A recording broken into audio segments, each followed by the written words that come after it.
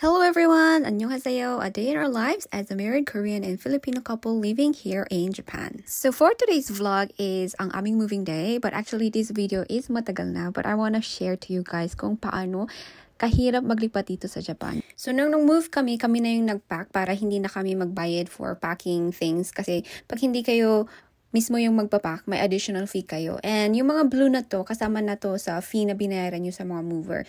Para to sa mga breakables, pero ibabalik nyo din to after. At nga pala, bakit nga mahirap maglipat? Kasi 1 month or 2 months in advance, dapat sinabihan mo na yung may-ari or the company that you're moving out. And also, the electricity, water, internet, bank, post office, 1 month in advance na pinakat nyo yan. Kasi nga after a month na hindi nyo pinakat, magbabayad ka ng 1 month's bill.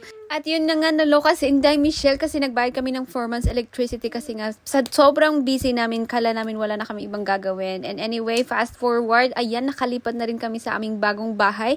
Mga gamit namin nakalipat na pero hindi pa namin na-update yung mga address namin. Kaya yung old bahay namin yung nakatanggap ng electricity bill kaya hindi namin alam. Well, anyway, maraming tayong i-unbox ng boxes. Siguro 6 months natin matatapos kasi wala tayong katulong dito sa Japan and mga bagong gamit din, mag-unbox tayo.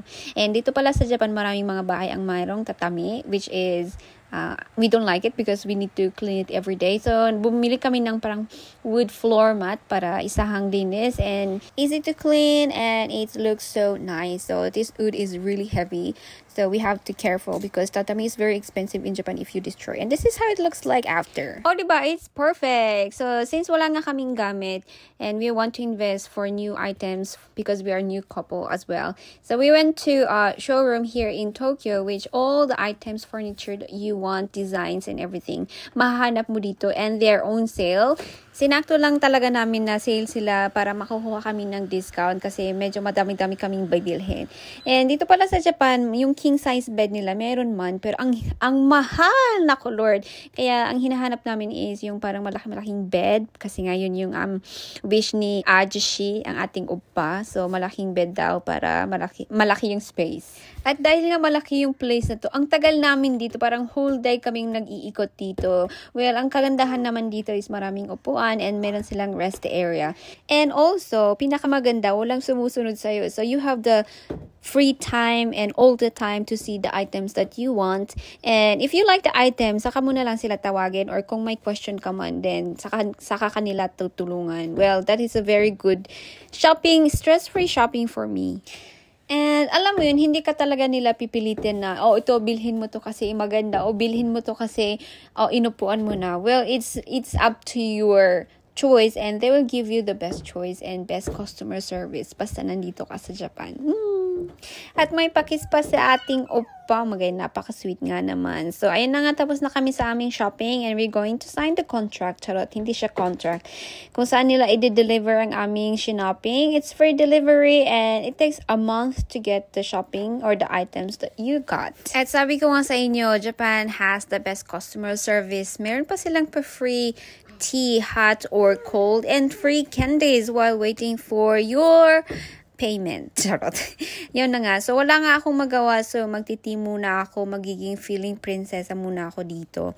Kasi hindi ko naiintindihan ang kanilang conversation. Kasi naka-Japanese. At ayun na nga, patapos na sila. And nakita ko yung candy. Parang same sa Pinas. So, kumuha na ako ng 3. And of course, may paraffle sila. Akala ko free tables or ganun. Excited pa naman ako. So, meron kaming 3 chances. And ayan, ang free lang pala nila is mga pagkain. So, you can choose anything that you want.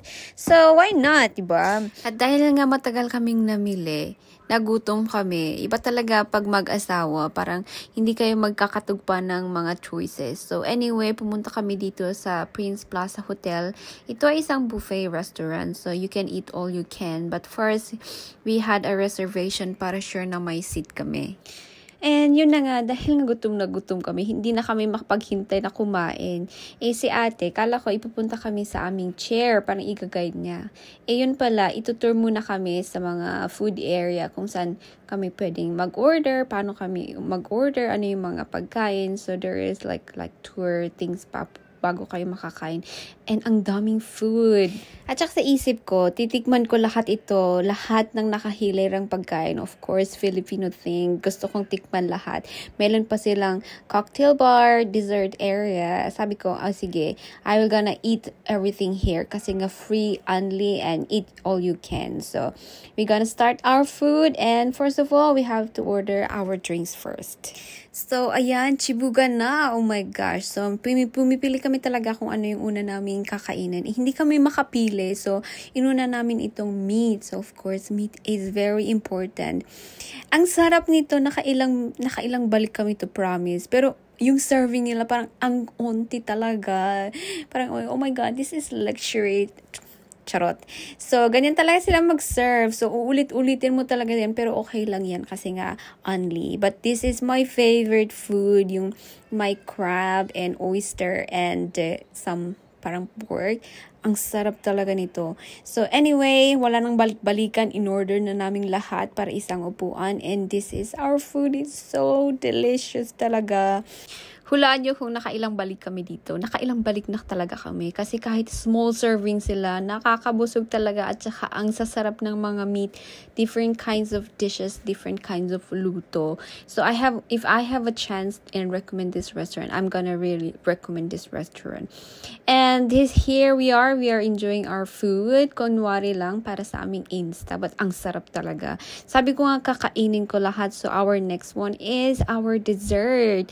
Ang dami talagang pagpipilian. And of course, para matikman lahat, takim-tikim lang. Para lahat matikman. And ending, ang kakain is our husband. So, yan siya yung kumain lahat. Anyway, wala na siyang magagawa. But by the way, this is the end of our vlog. See you next time for our next vlog. Bye!